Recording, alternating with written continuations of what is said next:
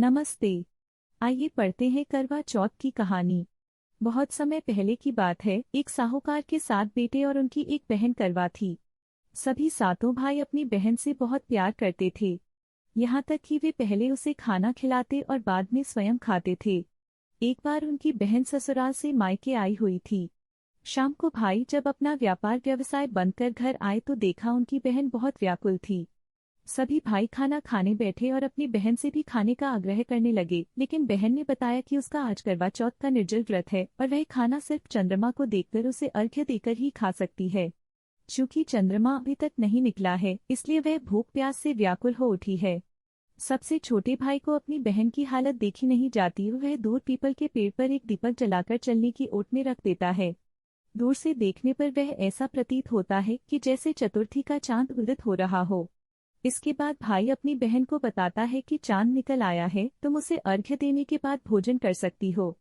बहन खुशी के मारे सीढ़ियों पर चढ़कर चांद को देखती है, उसे अर्घ्य देकर खाना खाने बैठ जाती है। वह पहला टुकड़ा मुंह में डालती है तो उसे छींक आ जाती है। दूसरा टुकड़ा डालती है तो उसमें बाल निकल आता है और जैसे ही तीसरा टुकड़ा मुंह में डालने की कोशिश करती है तो उसके पति की मृत्यु का समाचार उसे मिलता है। वह बौखला जाती है। उसकी भाभी उसे सच्चाई से अवगत कराती है कि उसके साथ ऐसा क्यों हुआ। करवा चौथ का व्रत गलत तरीके से टूटने के कारण देवता उससे नाराज हो गए हैं और उन्होंने ऐसा किया है।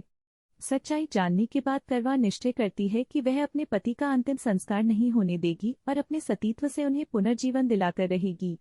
वह पूरे 1 साल तक अपने पति के शव के पास बैठी रहती है, उसकी देखभाल करती है। उसके ऊपर उगने वाली सुईनुमा घास को वह एकत्रित करती जाती है। 1 साल बाद फिर करवा चौथ का दिन आता है। उसकी सभी भाभियां करवा चौथ का व्रत रखती हैं। जब भाभियां उससे आशीर्वाद लेने आती हैं तो वह प्रत्येक भाभी से यम सुई ले लो, ये सुई दे दो, मुझे भी अपनी जैसी सुहागिन बना दो, ऐसा आग्रह करती है। लेकिन हर बार भाभी उसे अगली भाभी से आग्रह करने का कह चली जाती है। इस प्रकार जब छठी नंबर की भाभी आती है तो करवा उससे भी यही बात दोहराती है। यह भाभी उसे बताती है कि चूंकि सबसे छोटे भाई की वजह से उसका व्रत टूटा था, अतः उसकी पत्नी में ही शक्ति है कि वह तुम्हारे पति को दोबारा जीवित कर सकती है। इसलिए जब वह आए तो तुम उसे पकड़ लेना और जब तक वह तुम्हारे पति को जिंदा न कर दे उसे नहीं छोड़ना। ऐसा कहकर वह चली जाती है।